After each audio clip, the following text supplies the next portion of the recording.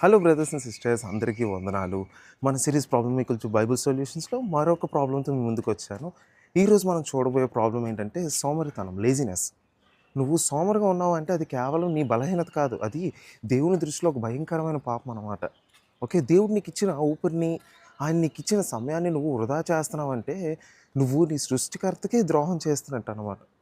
Okay, లోకంలో చాలా motivators ఉంటారు. వాళ్ళందరూ కంఫర్ట్ జోన్ అని చెప్తూ ఉంటారనమాట. కానీ వాళ్ళెవ్వరూ నీ యొక్క స్పిరిచువల్ డెత్ కోసం చెప్పరు. నువ్వు సోమరిగా పడుకున్న ప్రతి క్షణము సాతాను నీ చుట్టూ ఒక కోటను కడుతున్నాడు అనమాట. ఓకే, దేవుడి దగ్గరికి వెళ్ళకుండా ఒక కోట గోడను కడుతున్నాడు. ప్రార్థన చేయడానికి ఓపిక లేదు. ఓకే, వాక్యం చదవడానికి టైం లేదు. దేవుని పని చేయడానికి ఆసక్తే లేదు. కానీ లోకపు చెత్త మాటలు వినడానికి, మాట్లాడడానికి మాత్రం గంటల తరబడి టైం ఉంటుంది. అదేంటో నాకు అర్థం కాదు. This is not laziness, this is spiritual trap అనమాట. గుర్తుంచుకో, దేవుడు పని చేయని వాడిని ఏమన్నారో తెలుసా?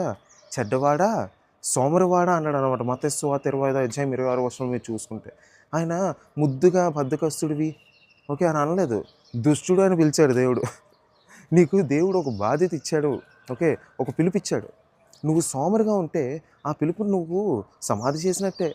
సామెతల గ్రంథం 6:6 సోమరి చీమల వద్దకు వెళ్ళుము అని సెలవిచ్చాడు. ఏంటి? సృష్టిలో అత్యల్పమైన ప్రాణికి ఉన్న జ్ఞానం కూడా నీకు సోమరు అయితే మాత్రం నీకు లేదు అని చెప్తున్నారు. ఓకే, అలా లేకపోతే దేవుని స్వరూపంలో పుట్టిన నీ బ్రతుకు అర్థమేముంది? ఇప్పుడే తీర్మానం చేసుకో. ప్రతి ఒక్కరు తప్పులు చేస్తాం. ఎన్నో సోమరితనం వల్ల మనం మిస్ అయినవి ఉన్నాయి. కానీ ఈ క్షణమే మారాలి. నేను చాలా చేసున్నాను. నేను మారుతున్నాను. దేవుడి దగ్గర నేను ఒప్పుకుంటున్నాను. ఈ సోమరితనంతో దేవుని ఆత్మని దుఃఖపరచడం ఆపేయండి. ఇంకా నా వల్ల కాదు, నేను ఇప్పుడు చేయను అనే అబద్ధాన్ని వదిలేయండి.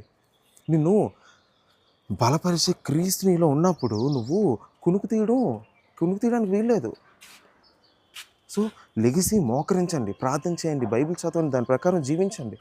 ఓకే, దేవుడిచ్చిన పనిని భయభక్తులతో చేయండి.